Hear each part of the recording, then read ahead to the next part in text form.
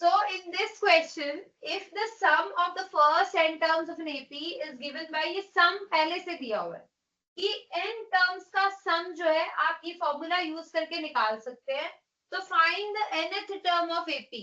अब आपसे पूछा है Sn का फॉर्मूला तो दिया है, An का निकालो. तो आप सबसे पहले तो गिवन लिखेंगे कि गिवन क्या है आपको, that Sn is equals to 3n square plus 2n. ठीक है.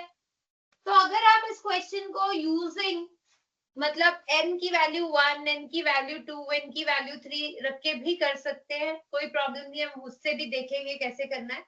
ये अभी मैं आपको Sn वाला फॉर्मूला से करवाऊंगी. ठीक है. तो हमारा एक फॉर्मूला है कि nth टर्म निकालनी हो तो हम Sn में से Sn माइनस 1 को सब्ट्रैक्ट कर दे तो हमारा An आ जाता है. राइट. तो nth टर्म अगर आपको निकालनी है तो आप nth टर्म तक के सबका सम माइनस उसे जस्ट पीछे वाली टर्म तक का सम माइनस कर दो तो nth टर्म आ जाती है. तो Sn का फॉर्मूला तो दिया ही हुआ है 3n square plus 2n minus. तो ये फॉर्मूला आपको लिखना है पहले. ठीक है. तो आप यहाँ पे ऐसे लिखेंगे एज मतलब क्योंकि ये होता है Sn का वैल्यू है 3n square plus 2n minus Sn minus 1 का मतलब क्या है कि हमें n की जगह पे n माइनस 1 लिखना है. हम यही फॉर्मूला यूज करेंगे. यहाँ पे n की जगह पे n माइनस 1 हो गया तो यहाँ पे भी n की जगह पे n माइनस 1 लिखेंगे. तो ये हो जाएगा 3n माइनस 1 का whole square plus 2n minus 1. तो इसी फॉर्मूला में n की जगह पे n माइनस 1 लिखा तो Sn माइनस 1 आ गया. अब हम इसको खोल देंगे 3n square plus 2n minus इसको खोलेंगे 3n स्क्वायर. ये n माइनस 1 का whole square is a minus b का होल स्क्वायर. उससे 3 मल्टीप्लाई होगा तो a square plus b square minus 2n था तो 2n जब 3 से मल्टीप्लाई होगा 6n आ जाएगा. ठीक है. तो कुछ नहीं किया माइनस 1. a स्क्वायर क्या होता है n स्क्वायर. b स्क्वायर क्या होगा माइनस 1 का. तो आप ऐसे चाहे तो एक स्टेप एक्स्ट्रा लिख ही दीजिए. इसको खोल के दिखा दीजिए a square plus b square minus 2ab plus इसको खोल ही दो 2n माइनस 2. ठीक है.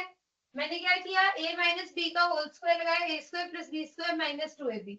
अब यहाँ पे लिख दीजिए 3n square plus 2n minus इसको खोल दीजिए 3n square plus 3 minus 3 to जा 6n plus 2n minus 2. Right. अब इस ब्रैकेट को हम सॉल्व करेंगे विच इज an किसके इक्वल आया 3n. ये जो दिया हुआ है वही लिखेंगे 3n square plus 2n 3n square plus 2n minus 3n square अकेला है तो 3n स्क्वायर लिखेंगे. उसके बाद में n की टर्म देखो माइनस 6n प्लस 2n तो कितना आएगा माइनस 4n. अगेन आप प्लस 3 एंड माइनस 2 तो ये आ जाएगा प्लस 1. अब हम इसको खोल देंगे 3n square plus 2n plus minus minus 3n square plus 4n minus 1. ये कैंसिल हो गया तो यहाँ से आपका an आ गया 2n plus 4n 6n minus 1. तो फिर से हम एंडिंग स्टेटमेंट लिखेंगे एज यूजुअल कंक्लूड करेंगे देयरफॉर. ठीक है. nth term of the given AP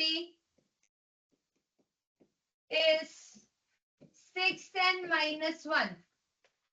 given AP की nth टर्म क्या है 6n minus 1 जो हमने निकाली है. हमने क्या यूज किया Sn minus 1 का फॉर्मूला यूज किया. अब मैं आपको एक और मेथड कराती हूँ जो आप यूज कर सकते हैं to get the same answer. ठीक है. तो देखिए हमको इसी का मेथड 2 करते हैं. ठीक है. आपको दिया हुआ था आप लिखेंगे गिवन इसका ये सोल्यूशन 2 है.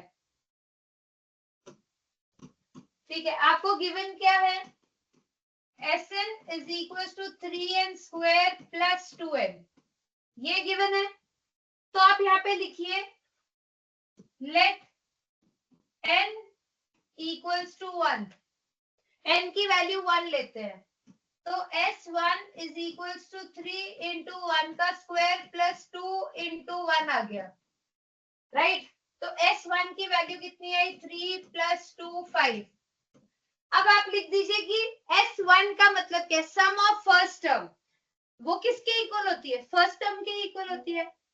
पहली एक टर्म का सम, पहली दो टर्म का सम तो A1 प्लस A2 हो गया, पर पहली एक टर्म का सम तो पहली टर्म ही होती है ना। So S1 is equals to first term. मान लो A1 फर्स्ट टर्म आपकी A1 है, तो क्या होगा 5, कि ए फर्स्ट टर्म का सम जो होता है वो फर्स्ट टर्म ही होती है, एक इकलौते नंबर का सम तो वही होगा। तो S1 is equals to A1, तो हमारा आ गया 5।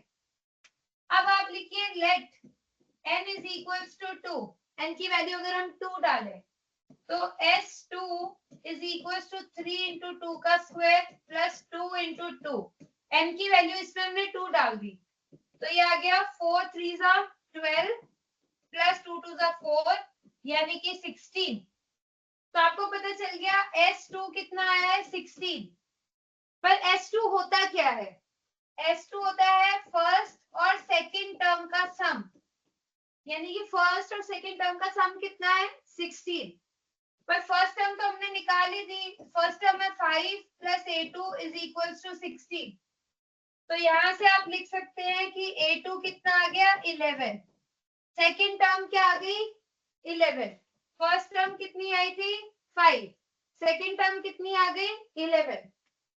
तो अब आप ये लिखेंगे AP, देयरफॉर AP क्या है आपका, फर्स्ट टर्म है 5, फिर है 11 एंड सो ऑन। ठीक है, तो आप लिखेंगे फर्स्ट टर्म है 5, कॉमन डिफरेंस कितना है, कॉमन डिफरेंस है 11 माइनस 5, यानी कि कॉमन डिफरेंस है 6। तो हमारा अगर हमें एपी पता चल गई, फर्स्ट टर्म पता चल गया, सेकंड पता चल गया, तो हमको फर्स्ट टर्म मतलब 5 पता चल गई, कॉमन डिफरेंस भी पता चल गया। अब हमें फॉर्मूला पता है, nth टर्म निकालना है, nth टर्म होता है a plus n minus 1 into D. अभी हमें nth टर्म निकालनी थी, तो a की वैल्यू डालो 5, nth टर्म में n की वैल्यू तो n ही रखेंगे, और d की वैल्यू आ गई 6, तो यहाँ से आएगा 5 plus 6 into n, 6n and minus 6, तो यहाँ से 6n माइनस 1, ये आ गया आपका nth टर्म, जो कि इस वाले मेथड से भी यही आया था और इस वाले मेथड से भी यही आया है। दोनों में डिफरेंस क्या है, फर्स्ट मेथड में हमने ये वाला फॉर्मूला यूज किया है कि nth टर्म Sn माइनस 1 के इक्वल होती है, और दूसरे वाले में हमने n की वैल्यू 1 2 लेके फर्स्ट टर्म सेकंड टर्म निकाल ली, और हमने फर्स्ट टर्म सेकंड टर्म आ गई तो AP आ गई, तो A और D आ गया, हमने nth वाले फॉर्मूला में A और D की वैल्यू रखी और हमें nth टर्म मिल गई। तो होपफुली इस क्वेश्चन के दोनों मेथड सही है। ज्यादा मार्क्स किस में मिलेंगे, इस वाले मेथड में मिलेंगे, जो इस तरीके से करेगा मार्क्स उसमें भी मिलेंगे, इसमें भी मिलेंगे, पर ये ज्यादा बेहतर माना जाता है, ज्यादा एक्सेप्टेबल सोल्यूशन है। पर मान लो अगर आपको ये लगाना ही नहीं आता, तो छोड़ने से बेटर है कि आपको ये सोल्यूशन में दिक्कत है तो आप ये वाला सोल्यूशन यूज करके लिख के आ सकते हैं, so that at least you get marks, right. तो ये भी 2 मार्क के क्वेश्चन में या 3 मार्क के क्वेश्चन में आपको देखने को मिल सकता है, यू कैन राइट दिस।